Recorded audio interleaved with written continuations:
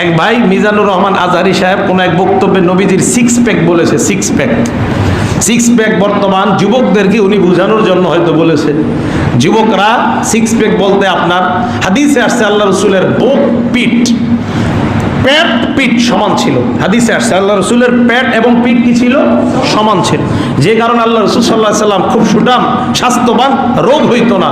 এবং আল্লাহ রসুল দেখতে এমন একজন সুঠাম দেহী পুরুষ ছিলেন, পৃথিবীতে আর নজির আর হবে না কখনো। তো নবীজি সাল্লাল্লাহু আলাইহি সাল্লামের পেট এবং পিঠ ছিল একদম সমান। চেষ্টা করেন সবাই এরকম এই নিয়ত করবেন যে আমার রসুলের এমন ছিল, আমি এমন বানাবো, তাহলে আপনার সওয়াব হবে। তো মিজানুর রহমান আজহারি সাহেব উনি কোনো এক বক্তব্যে বলেছেন যে নবীজির সিক্স প্যাক ছিল, এটা যুবকদেরকে বোঝানোর জন্য বলছে।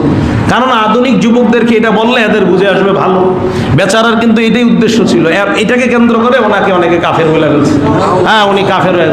আচ্ছা, এটা বলাতে কাফের হইল কোন কারণে?